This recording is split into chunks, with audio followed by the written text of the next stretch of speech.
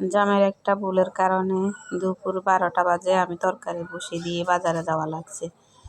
আসসালামু আলাইকুম, সবাই কেমন আছেন? আশা করি সবাই ভালো আছেন। তো সকালে ঘুম থেকে ওঠার পরে বিছানাটা পাল্টাবো, তো ভিডিওটা করতেছি। আর আমার মেয়ে যখন আমি ভিডিও করতে যাই তখন ও ভিডিওর সামনে এসে দাঁড়াই থাকে, আর ওর কাছে মনে হয় ভালো লাগে। ও আমি ভিডিও করি, আমি যদি মোবাইল রেখে দিই তো ও ভিডিও করে, মানে ভিডিও তো করতে পারার মান নাই, আমার মতো মোবাইলটা ধরে ভিডিও করতে চায় আর কি। তো বিছানাটা গুছিয়ে নিছি, গুছিয়ে নেওয়ার পরে এখন রান্নাতে যাব। তো কালকে আপনাদের ভাইয়া যে সিমের বিচিগুলো আনছে, তো সিমের বিচি রান্না করব, কারণ সিমের বিচিটা আমার কাছে খুবই একটা ফেভারিট একটা মানে তরকারি। তো মানে সিমের বিচি বের হলে বেশিরভাগই আমি সিমের বিচি খাই। তো সিমের বিচিতে দেওয়ার জন্য আমি 2-3টা আলু কেটে নিয়েছি আর একটা বেগুন কেটে নিয়েছি। আসলে আলু, বেগুন, টমেটো এগুলো না দিলে সিমের বিচিটা আমার কাছে মজা লাগে না। কার কাছে কেমন লাগে আমি জানি না। তো সিমের বিচিগুলো আমি ছিলে নিছি। আমি একলাই তো ছিলে লাগবে, কারণ আপনাদের ভাইয়া তো আর নেই, আর নিজেই করা লাগে। তো এখানে তো আধা কেজি, বেশি সময় লাগে নাই।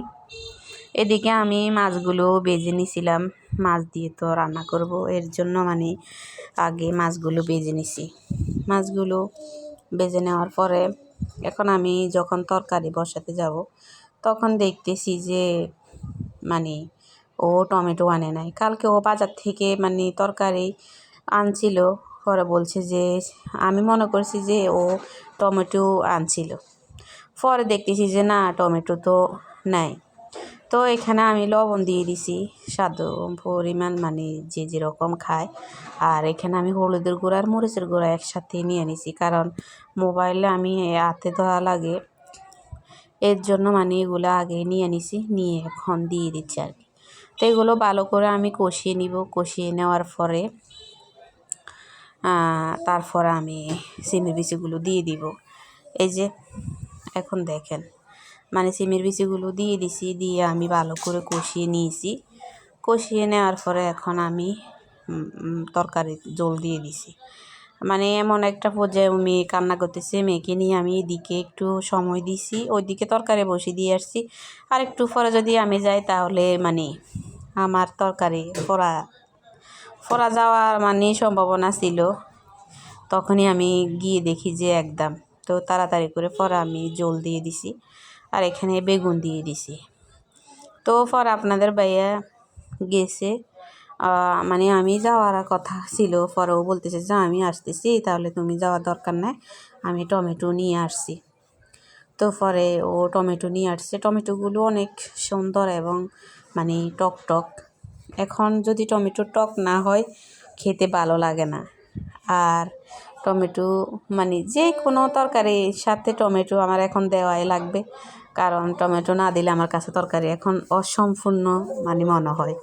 তো আমি সব তরকারিতে টমেটো দিই, আর টমেটো দিয়ে আমি রান্না করি, আমার কাছে খুবই ভালো লাগে। তো টমেটোটা দিয়ে দিছি, এখন মাছটাও দিয়ে দিছি, দিয়ে এখন আমি তরকারিটা ভালো করে নেড়ে ছেড়ে তরকারিটা আমি চুলাতে বসিয়ে নিব। আর মানে সিমের বিচিগুলো সিদ্ধ হয়ে গেছে, এখন আর একটু সিদ্ধ হলে নামিয়ে নিব। আমি আসলে মানে বুঝতে পারি নাই যে সিমের বিচিগুলো এত সিদ্ধ হয়ে গেছে। পরে দেখতেছি যে আর যদি এখন চুলাতে রাখি তাহলে আমার সিমের বিচিগুলো সব নরম হয়ে যাবে, এই আর কি। তো তরকারিটা হয়ে গেছে, কথায় কথায় তরকারিটা হয়ে গেছে। আজকে মানে প্রথম সিমের বিচি শীতে রান্না করতেছি, কারণ এর আগে সিমের বিচি আর এই শীতে রান্না হয় নাই। এখন থেকে খাবো। এখনও সিমের বিচির কেজি 140 টাকা করে, মানে 140 টাকা। তো এখন আপনাদের ভাইয়াকে দিতেছি আগে, পরে আমি খাবো, আমার জন্য নিব আর কি। মানে একসাথে রান্না খেতে বসছি, তা আগে আপনাদের ভাইয়াকে দিতেছি, পরে আমি আমার প্লেটে নিব আর কি। তো এমনিতে সিমের বিচি মানে একদম নরম হয় নাই, ঠিকই আছে। আর যদি একটু মানে শক্ত হতো তাহলে আর একটু ভালো হতো আর কি। তবু আলহামদুলিল্লাহ ভালোই হয়েছে। আর সন্ধ্যা খিদে লেগেছে, তো কি করব, পর আমি একটা চাপটি বানিয়ে নিছি।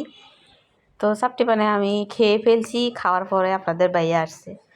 তো পরে আবার এশারের আজান দিচ্ছে, ও ঘুরতে নামাজ পড়তে চলে গেছে। পরে 8টা বাজে ওর ডিউটি শেষ, আসছে ছেলেকে নিয়ে। তো বলতেছে যে কি খাবো, তো বলতেছে মুড়ি মাখা খাবো। তারপরে মুড়ি মাখলাম, 2 জনে মিলে 3 জনে মিলে খেলাম। আর আমার মেয়ে তো